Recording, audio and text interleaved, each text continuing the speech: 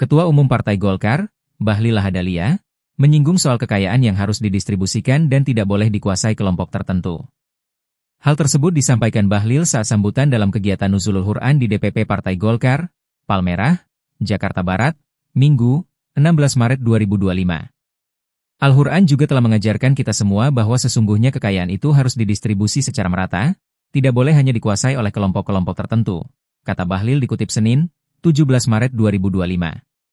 Karena itu, Bahlil yang juga Menteri Energi dan Sumber Daya Mineral atau ESDM ini mengatakan, fraksi Partai Golkar dengan partai koalisi lain mencoba membangun reformulasi kebijakan perundang-undangan, khususnya di bidang sumber daya alam. Selama ini kita tahu sumber daya alam kita khususnya di sektor minerba, kalau kita ingin mendapatkan IUP harus lewat tender, jelas Bahlil. Kalau lewat tender pengusaha UMKM, pengusaha koperasi, pengusaha daerah rasanya sulit untuk menembus ruang-ruang yang ada di Jakarta dan saya pernah merasakan itu, tambahnya.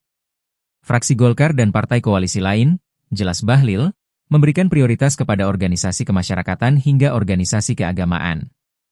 Dalam hal ini misalnya Nahdlatul Ulama telah diberikan izin usaha pertambangan atau IUP. Kemudian Muhammadiyah disebut akan menyusul untuk diberikan IUP. Termasuk tokoh-tokoh atau organisasi gereja, Buddha, Hindu, Konghucu yang memang merasa membutuhkan, ucapnya. Insya Allah atas arahan Bapak Presiden Prabowo, kita akan membuka dan Golkar salah satu partai yang mendukung hal ini agar semua bisa merata, tambah Bahlil. Al-Quran juga telah mengajarkan kita semua bahwa sesungguhnya kekayaan itu harus didistribusi secara merata. Tidak boleh hanya dikuasai oleh kelompok-kelompok tertentu. Dalam menafsirkan ayat tersebut, maka DPP Partai Golkar, fraksi Partai Golkar dengan partai koalisi yang lain mencoba untuk membangun suatu reformulasi kebijakan perundang-undangan kita, khususnya untuk sumber daya alam. Selama ini kita tahu sumber daya alam kita, khususnya di sektor minerba, kalau kita ingin mendapatkan IUP harus lewat tender.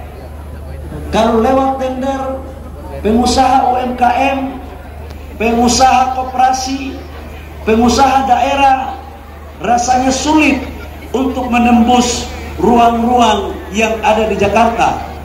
Dan saya pernah merasakan itu. Merujuk pada apa yang menjadi doktrin karya kekaryaan dan Al-Quran tersebut, maka fraksi Partai Golkar dengan fraksi yang ada di partai koalisi telah merubah bangkitan undang-undang untuk kita memberikan prioritas kepada organisasi kemasyarakatan keagamaan, UMKM, dan koperasi tanpa tender. Halo Sobat Poskota, kunjungi juga portal berita kami di poskota.co.id. Juga portal berita olahraga Maniak Bola di maniakbola.net.